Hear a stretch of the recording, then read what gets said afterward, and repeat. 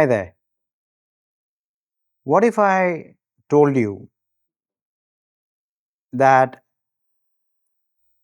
there are four specific communication patterns that can fairly well predict whether a relationship will end or not with almost 94% accuracy? Not whether you fight, not what you fight about, not even how often you fight, but how you fight, the specific patterns you fall into during conflict. Psychologist John Gottman spent decades studying thousands and thousands of couples, and he identified four communication patterns, four communication behaviors, so to speak, so destructive, so corrosive to relationships that he called them the four horsemen of the apocalypse. Yes, sounds very ominous, but that's what he has named them, the four horsemen of the apocalypse. And they are the following: criticism, contempt, defensiveness, stonewalling. These are the four communication behaviors that are very destructive and corrosive to relationships. If these patterns show up regularly in your conflicts, your relationship is in serious trouble, my friend. And here's the difficult part: once they start, they are difficult or incredibly hard to stop, because they don't just exist in isolation, they feed each other. They create a system, cascading cycle, so to speak, that accelerates toward absolute disconnection ultimately. But here's the hope: there is hope, because once you understand the system that is operating behind, you can intervene and break the cycle. I'm Rahul Nair from the Huddle Institute of Psychology, Philosophy, and Spirituality, and this is episode number 4 of season 3. Welcome.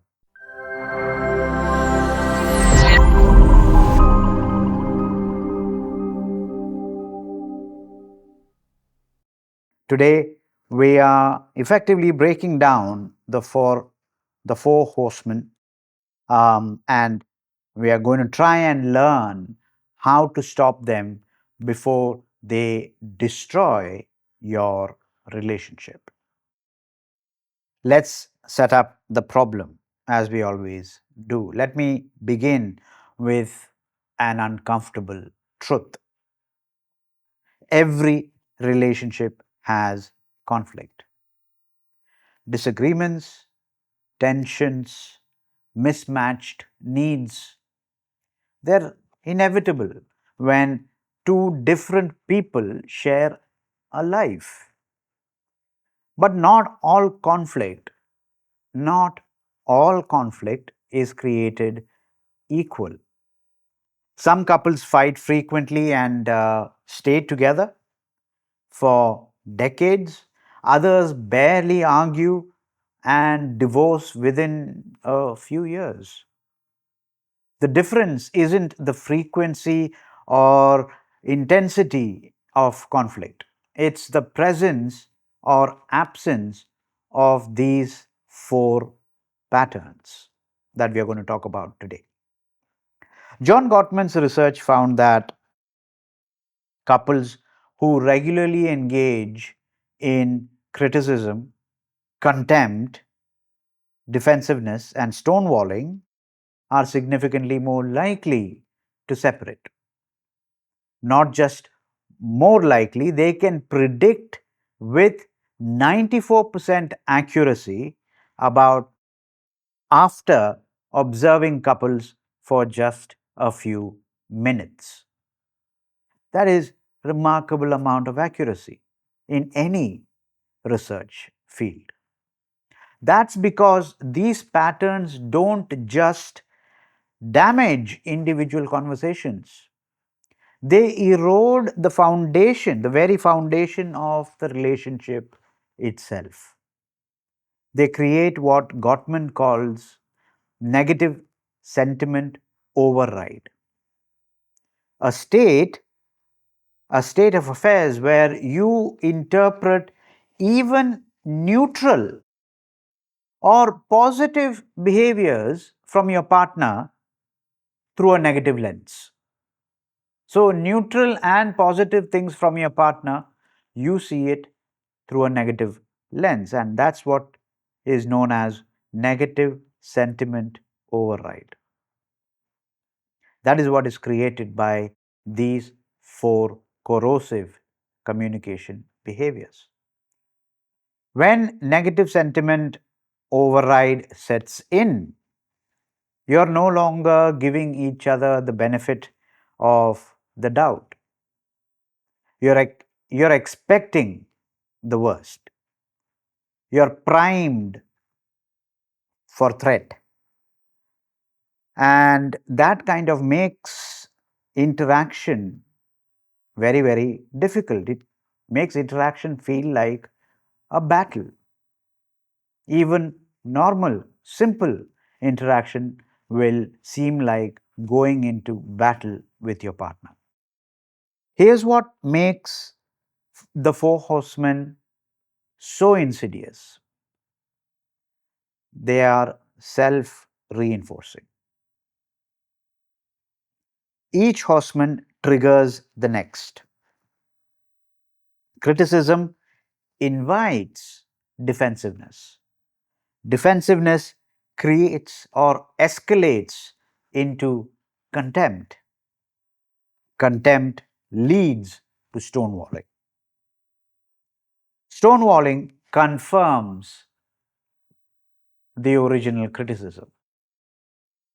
And so the cycle repeats, intensifying each time. This is what we call a systems problem that we introduced in the first three episodes, not an individual problem, although it might look like an individual problem from the surface.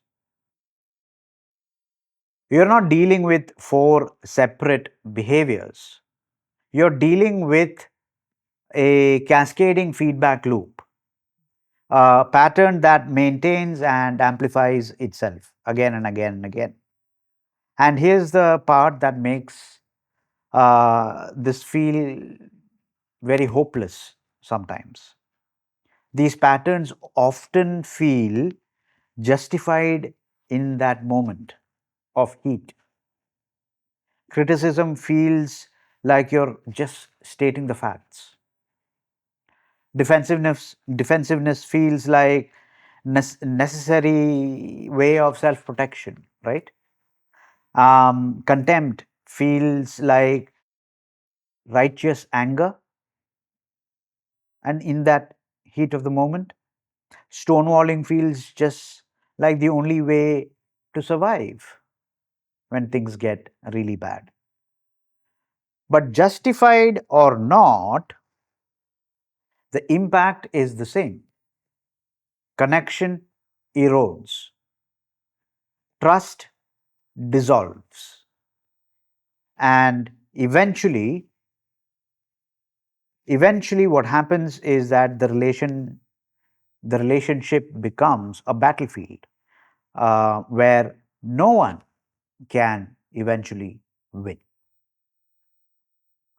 So in this episode, we are going to kind of break down each of these behaviors, each of the horsemen, what it is, why it happens, what it does to the system, and then we're going to try and go deeper and look at some possible antidotes, the high leverage interventions that can break or interrupt the cycle before it destroys your wonderful relationship. Let's walk through each horseman and understand the psychology behind them. Horseman number one, criticism. Okay, criticism is not the same thing as complaining. A complaint focuses on specific behavior. I'm frustrated that you didn't take out the bins when you said you would. A criticism attacks the person's character. You're so lazy and unreliable. You never do what you say. The difference is important. The difference really matters. Complaints can be heard and addressed. Criticism feels like an attack on who you are fundamentally, which immediately triggers defensiveness. Why do then people criticize? Often it's because they have an unmet need that's been building over time. Unmet need that's been building over time. They've complained before, maybe multiple times, and nothing ever changed. So the complaint escalates or escalated into criticism. The need becomes an accusation. Psychologically, criticism also comes from a place of pain. When we feel hurt, neglected, or unimportant, we sometimes attack the other person's character. We attack the other person's character as a way of expressing that pain. It's a protest. You're hurting me fundamentally, and I need you to know it. That's a criticism. But criticism doesn't achieve the goal. Instead of inspiring change, it just creates defensiveness. That's the sad part.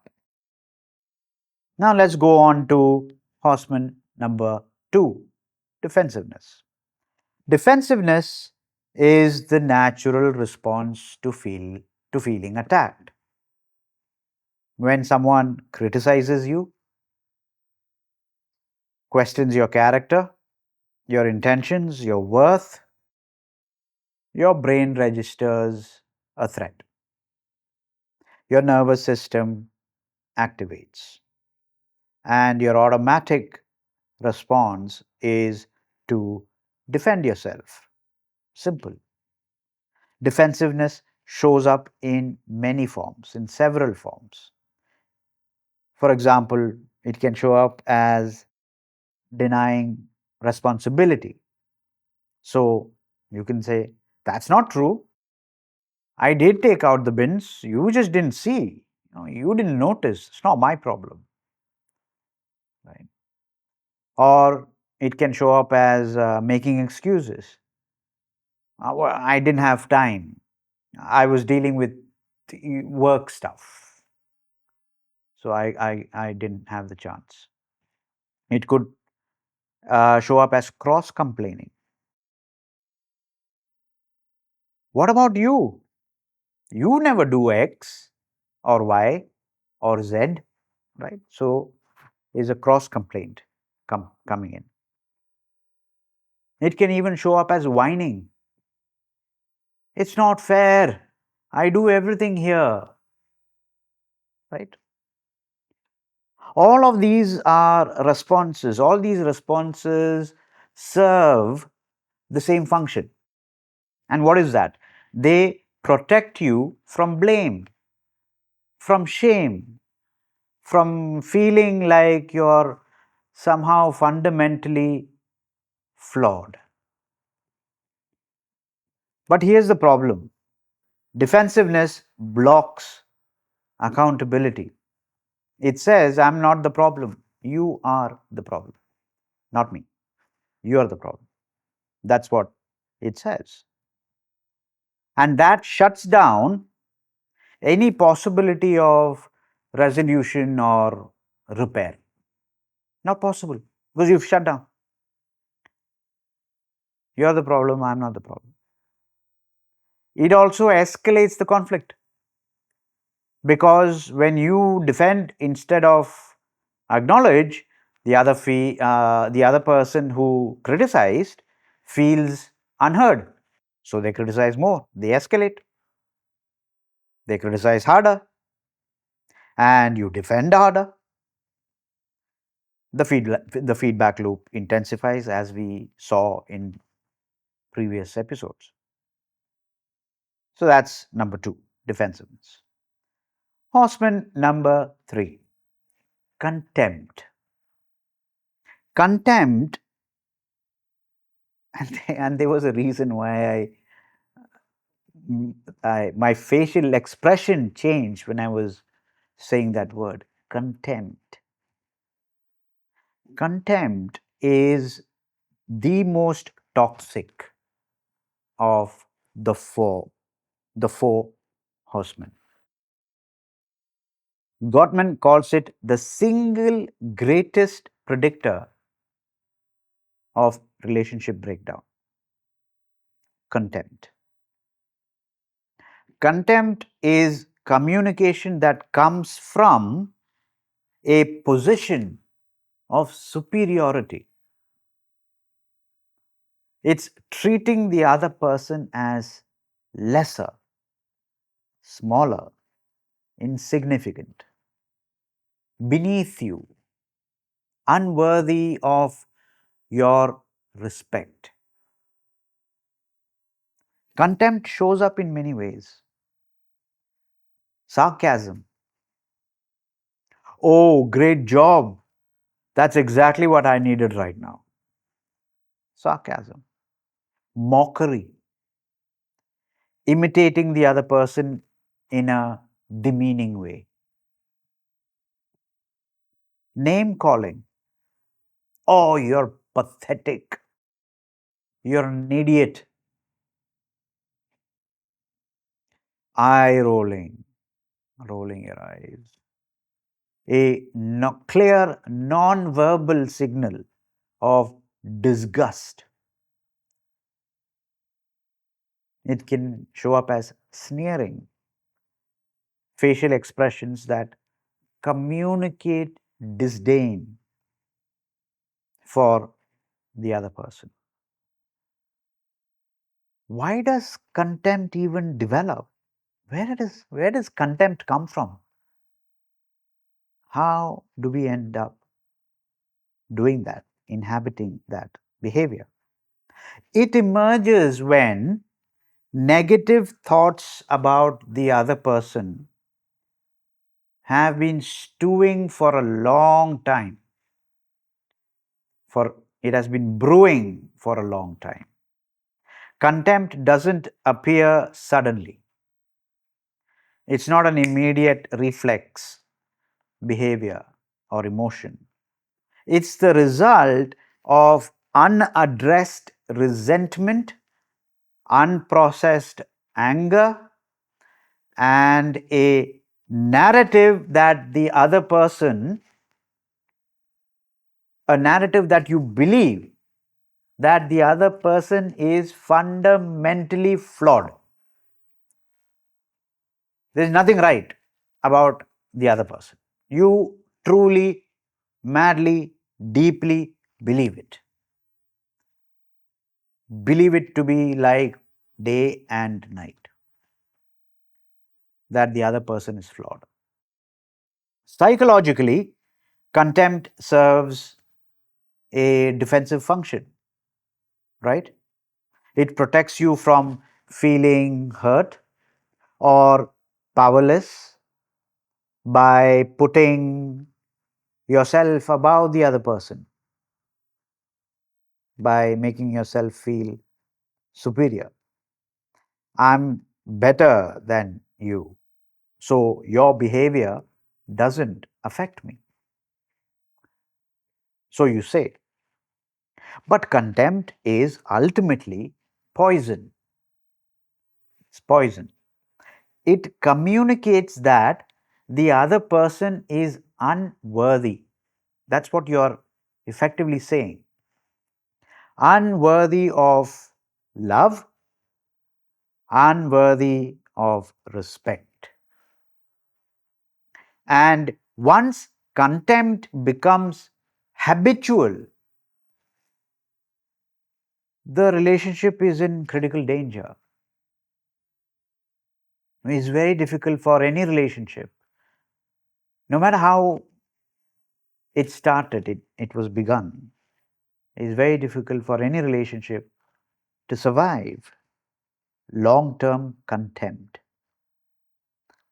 Horseman number 4, stonewalling. Stonewalling is emotional shutdown. It's when one person completely disengages from the interaction. No response, no eye contact, no acknowledgement. You don't exist. They become quite literally a stone wall. This often happens when someone is physiologically flooded. We talked about physiologically flooding, right, in previous episodes. Heart rate spikes above 100 beats per minute, body is flooded with cortisol, adrenaline, the stress hormones, nervous system is in full shutdown mode, amygdala firing. In this state, they literally cannot process any information logically, rationally. The thinking brain is off, it's offline, it's switched off. They're in absolute survival mode. Stonewalling is most common in men, though it does happen across genders, but most common in men. Research shows that men's nervous systems tend to flood more quickly. Our, me being a man, our nervous systems tend to flood more quickly and stay flooded longer during conflict situations. So, why does stonewalling happen? It's a self protective response to overwhelm. When the conflict feels, what do you say, too intense, too hot to deal with, too dangerous, too hopeless, the brain's defense mechanism is kicked in, and defense is to shut down completely. But here's the impact. What does it do? What does it achieve? The impact is, to the other person, stonewalling feels like total and utter abandonment. You've become invisible, or they have become invisible to you, right? Like you don't care enough to even try. You don't even care enough to fight or argue. It's one of the most painful experiences in relationships. Being completely ignored when you are trying to connect. You are trying to connect. very hard, but you are facing a stone wall, a cold stone wall, a concrete wall. That is one of the most painful experiences in a relationship. And it confirms the original criticism. If the criticism was, you don't care about this relationship, damn well right.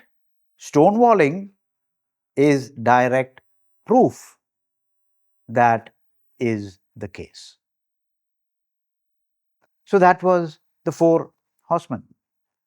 Now let's talk about the cascade, how they feed off each other. Here's the system view on the matter. These horsemen don't just show up randomly, they follow a fairly predictable sequence. Step one, you have criticism coming in. You never help me with the kids. You're completely checked out as a parent. Downright criticism. Plain and simple. Clear criticism. Step two, defensiveness. That's not true. I helped yesterday. You just don't notice things. Defensiveness. Step three, contempt. Oh, you helped once. Wow, Parent of the Year award for you. Eye roll. You're totally useless as a parent. That's contempt stepping in. And then step four, stonewalling. Silence, looks away, leaves the room. So each horseman makes the next move or the next one more likely. Your emotional temperature is rising, and by the time you hit stonewalling, at least one person's thinking brain is completely switched off in the process, is offline, right? Now let's see this through the systems thinking lens more clearly. The four horsemen aren't just individual behaviors. They're a system. They're operating as a system, uh, a self-reinforcing feedback loop that, once activated, maintains and intensifies itself again and again and again. I come back to the fundamental concept of circular causality. Criticism doesn't cause defensiveness. Defensiveness doesn't cause contempt. They're all happening at the same time, simultaneously, each response triggering the next. Person A criticizes, person B defends. Person A interprets the defense as dismissal and responds with contempt. Person B feels attacked and shuts down and stonewalls. Person A interprets stonewalling as not caring, which confirms the original criticism in the first place. This pattern loops back on itself again and again in a circular way. There's no clear starting point, it's circular, it's round. It goes on and on and on. Reinforcing feedback loop. What this means is this is a classic reinforcing feedback loop. Each iteration amplifies the pattern. Each iteration amplifies the pattern, overall pattern. The first time through the cycle, the criticism might be mild, the defensiveness might be slight. But by the third or the fourth cycle or the fourth iteration, the criticism is very harsh, is likely to be harsher than the first one. The contempt is biting. The stonewalling would be complete and shutdown also would be complete in a couple of iterations. The system is accelerating effectively, right, toward a breaking point. There will be a breaking point. Negative sentiment override. Let's come to that. When the four horsemen when they become habitual, they create what Gottman calls, as I mentioned in the intro, negative sentiment override. It's a state of affairs where the relationship system is just primed for threat. Everything is seen through a negative lens, right? In this state, you interpret even neutral behaviors negatively. They forget to text you back, must mean that they don't care. They sigh during a conversation, must mean they are annoyed with you. Everything is negative. Everything is negative interpretation. Positive sentiment override is the opposite. You give your partner the benefit of the doubt. They forgot to text. They must be busy, right? The four horsemen shift the system from positive to negative sentiment override. That's effectively what happens. It moves from positive to a negative system override. And once you're in a negative sentiment override, every interaction, no matter how small, will feel like a battle, will feel adversarial at the end of the day. You'd think a pattern of this nature, this destructive nature, would collapse. But as I mentioned before, systems resist change, and they resist change and patterns persist because of a couple of reasons. One, because it's familiar. For many people, these patterns kind of mirror what they witnessed growing up when they were a child or when they were children. Criticism, contempt, defensiveness, stonewalling, they might have, all these might have been how their parents did the fighting or how conflicts happened in their homes when they were children.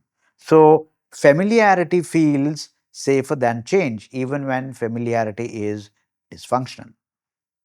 Number two, it confirms your narrative, right? If you believe your partner is selfish, their defensiveness confirms it.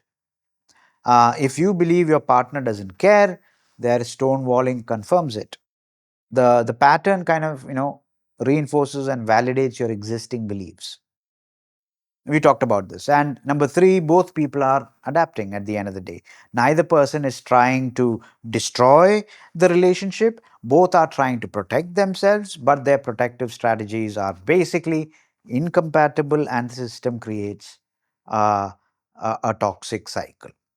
Leverage points. Where do we intervene? The good news is that ultimately you don't need to eliminate all these four horsemen instantly in a jiffy. You need to intervene and plug in at high leverage points. So here are a few high leverage points to keep in mind vis-a-vis these four behaviors. Leverage point number one: before criticism becomes contempt. That's leverage point number one. Criticism is damaging, but it's repairable. It is repairable. Contempt is corrosive. If you catch yourself criticizing, you can course correct before it escalates into contempt. So, that is a high leverage point that we should be cognizant about. Leverage point number two: before defensiveness hardens into stonewalling. Defensiveness is a normal response to feeling attacked. But if you can soften it acknowledge even a small part of the criticism, you can you can interrupt the escalation into stonewalling. Leverage point number 3 is recognizing when you're flooded. Stonewalling isn't a choice when your nervous system is in shutdown mode. The leverage point is earlier, is before that. Recognizing when you're starting to feel flooded, starting to flood, and taking a break before you hit complete shutdown. So, these are 3 leverage points that can be useful when dealing with these 4 behaviors. We looked at a few examples in our previous episodes. Let's do follow the same pattern here.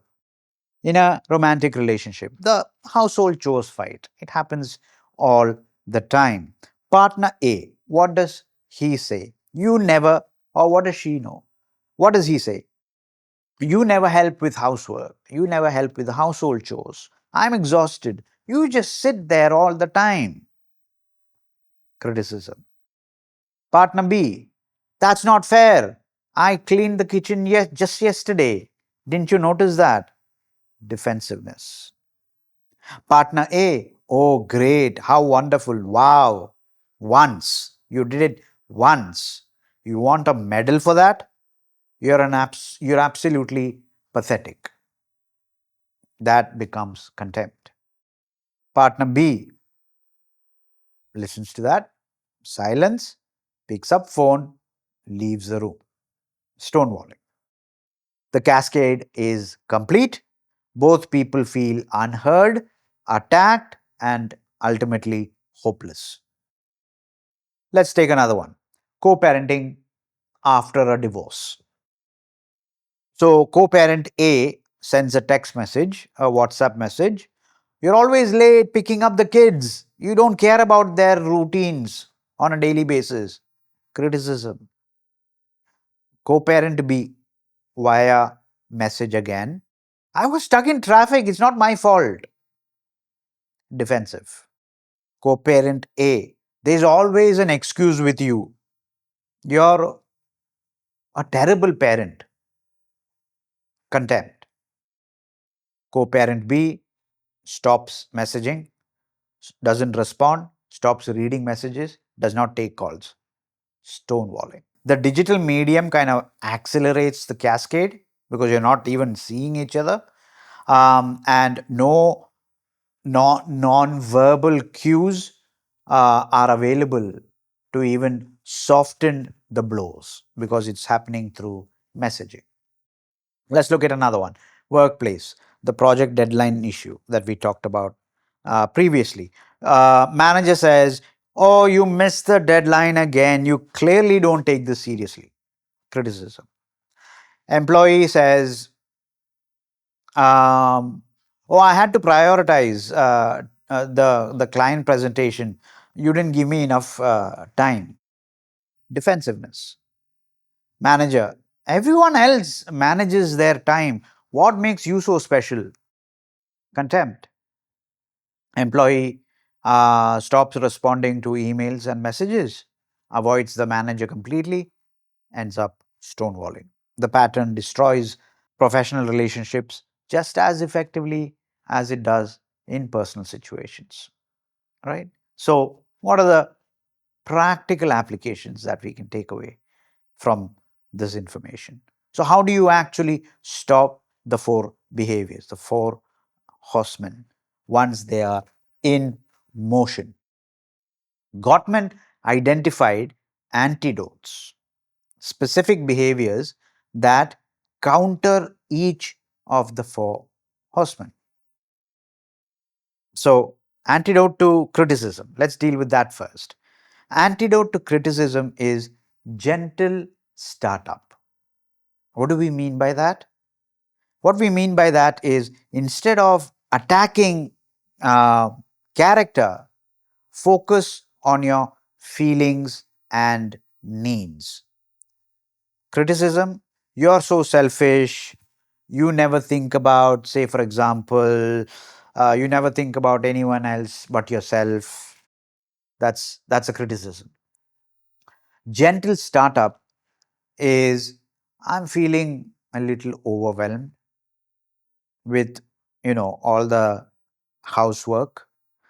I need us to divide the tasks more evenly between us. That's a gentle startup. The formula here is, I feel brackets some emotion, what you're feeling, right? About brackets situation, whatever the situation is. So I feel overwhelmed about the situation. Overwhelmed is the emotion. Situation is, say, household chores. And I need bracket specific request, which is, in our example, divide the work more evenly. That's the formula.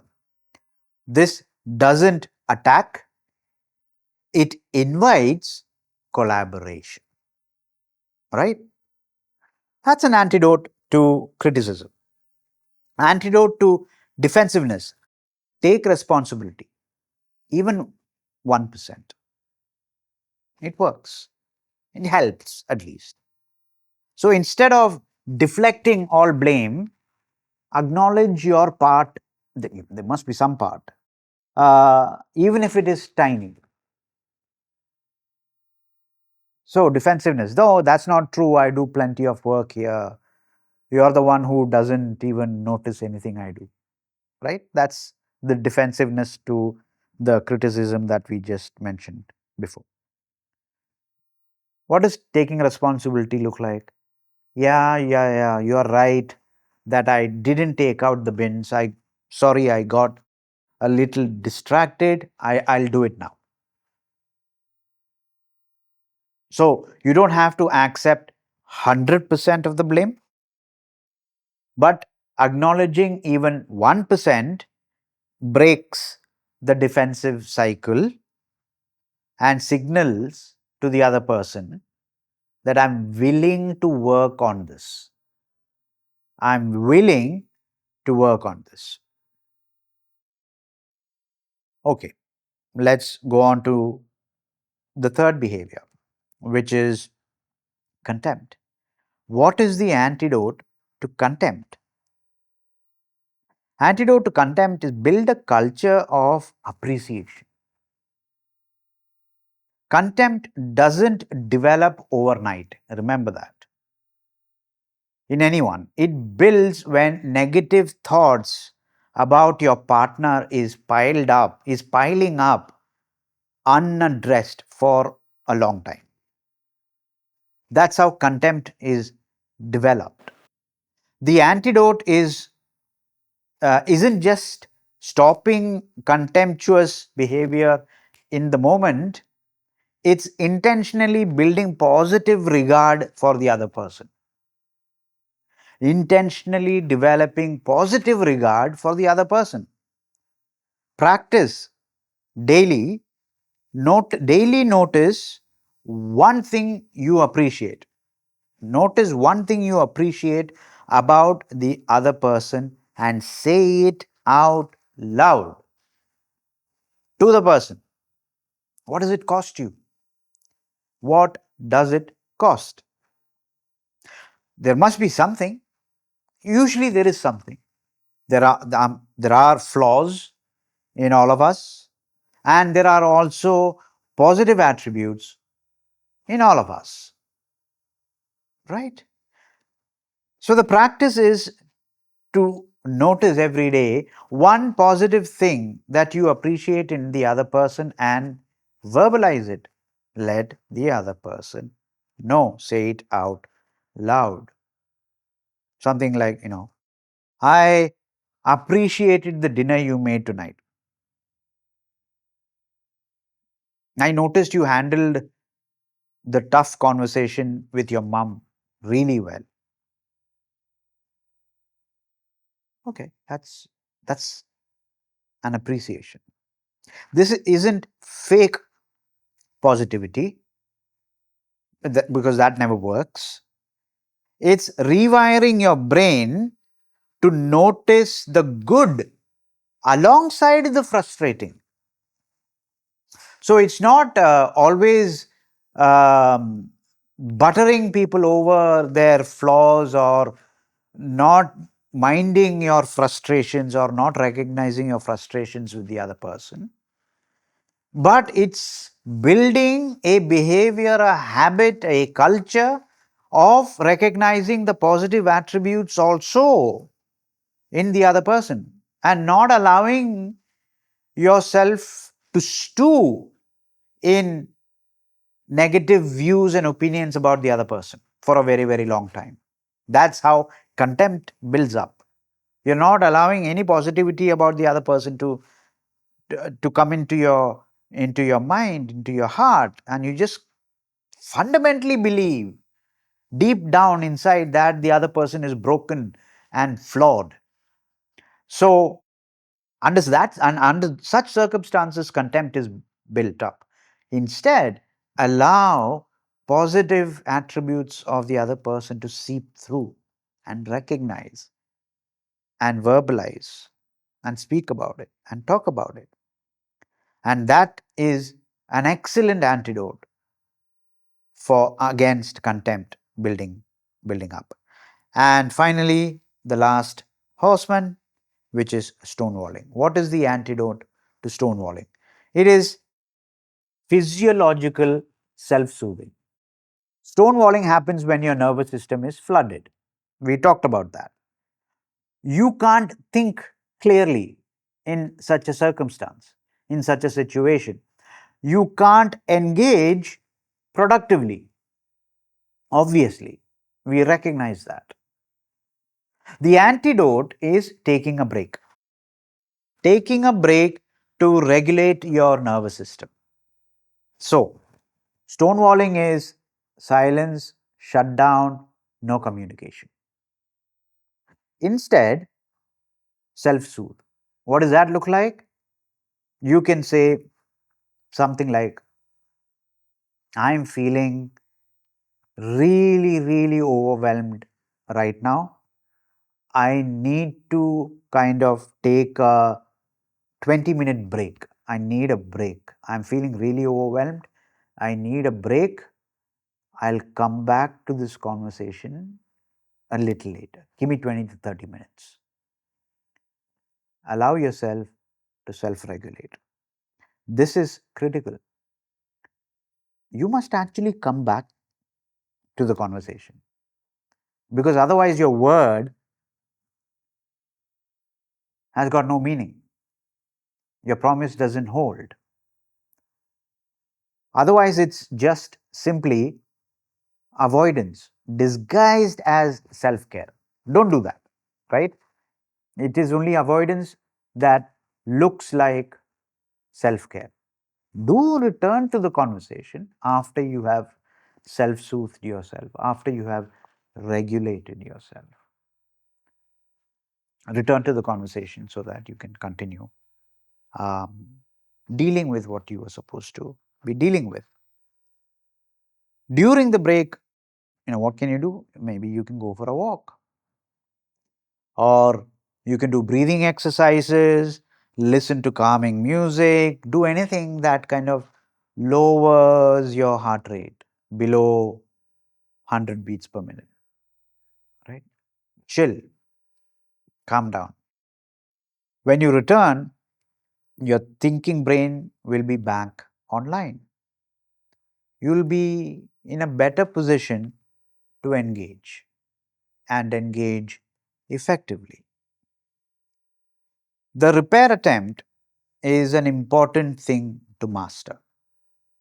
It's the master skill that we all need to understand.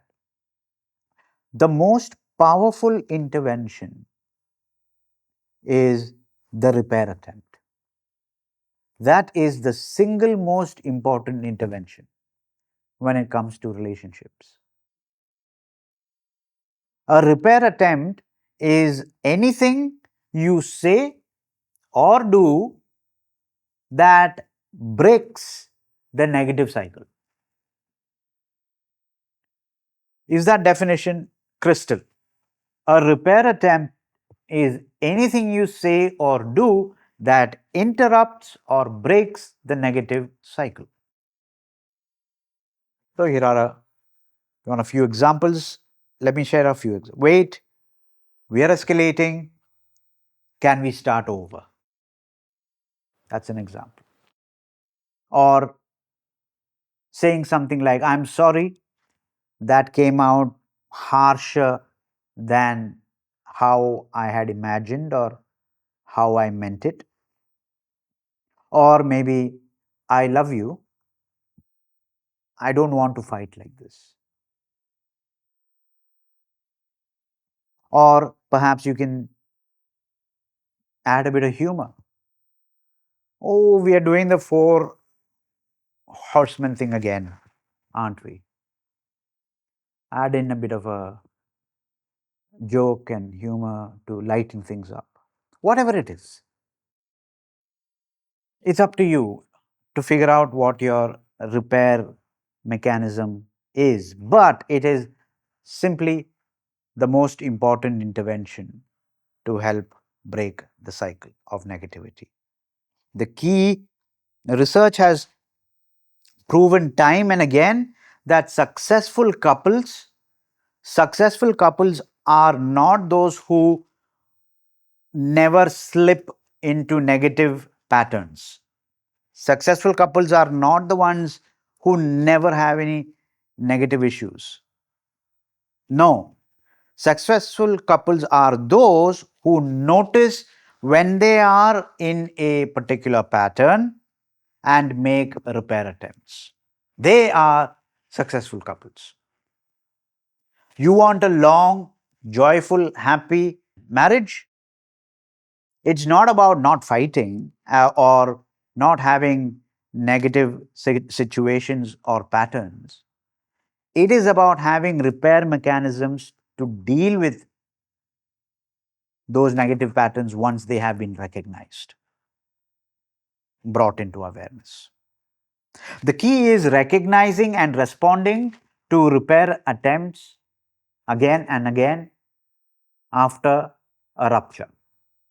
If your partner reaches out, even if it is in a clumsy way, meet them halfway. That's important for us to understand. The long term system change happens when individual interventions help. Individual interventions help in the moment only. But lasting change requires shifting the system structure entirely. That is what brings about lasting change over the long course. Build a positive to negative ratio. Gottman found in his research that successful relationships maintain at least a 5 is to 1 ratio. A 5 is to 1 ratio of positive to negative interactions during conflict. In other words, what this means is for every criticism, defensiveness, or contempt, there need to be 5 positive moments for every negative moment. Appreciation, affection, humor, curiosity, support, whatever it may be. For every negative, there has to be 5 positives. That's roughly the estimate, the ratio to ensure successful marriage or a successful relationship over the long term. Proven by research. This doesn't mean suppressing negative feelings, it means actively building positive ones. Number 2, practice the antidotes when you're calm. Don't wait for high conflict situations and moments to practice gentle startups or taking responsibility, etc.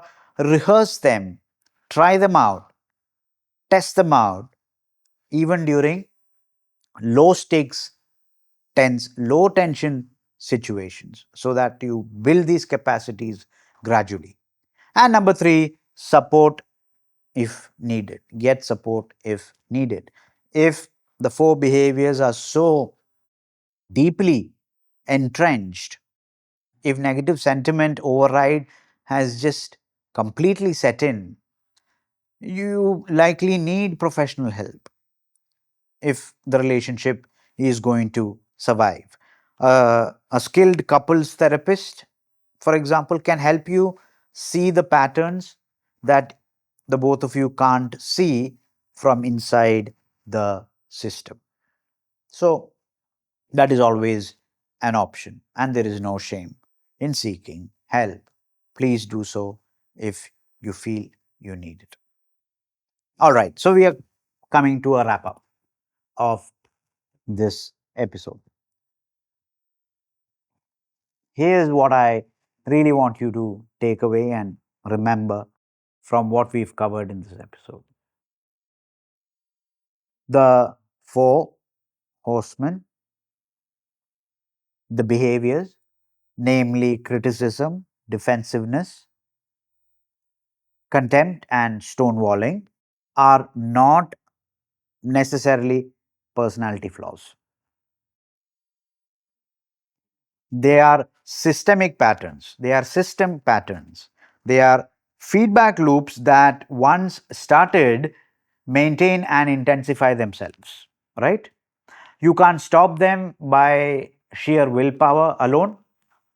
You stop them by recognizing the pattern, interrupting it at high leverage points that we talked about and discussed, and intentionally building and working on the antidotes, like gentle startups, taking responsibility, appreciation, self soothing, etc. Most importantly, you repair. You don't wait for the perfect response. You notice when you're in the pattern and you reach out even imperfectly. Wait, I don't want to fight. I want to take this slowly. I don't want to fight like this. Is a perfectly all right way to begin the repair work. That's the moment that changes everything. Because repair, my friends, repair attempts signal one thing. What does it signal? The relationship matters more than being right. The relationship matters more than me or you being right all the time. So, this wraps up our fourth episode of season 3, and we dealt with in the first 4 episodes of season 3 we have dealt with the fundamentals of conflicts. We've covered why you fight. We we covered what you really fighting for or fighting about. We considered the pursuer distancer dynamic. And now, in this episode, we've covered the 4 very corrosive, destructive behaviors, communication behaviors that lead to relationship breakdowns and relationship apocalypse, as Gottman puts it. Next month, we are diving into conflict resolution and repair work in greater depth. What I mean by that is considering answering questions about conversations. How do we have difficult conversations without making things even worse? How do we apologize in ways that actually help us heal? How do we go about rebuilding trust? after betrayal. So, if coming back to this episode, if the four horsemen have showed up in your life, whether in romantic relationships, family, or work situations, let me know in the comments which horseman is your go to and what helps you break the pattern. Share your thoughts and feelings in the comments below so that we can collectively learn from everyone's experience. Great. I know this episode has been quite long, and I thank you very much for your attention and your time and your patience. Thank you so much for watching this one, and I'll see you in the next episode. Until then, keep flourishing and ciao for now. Bye bye.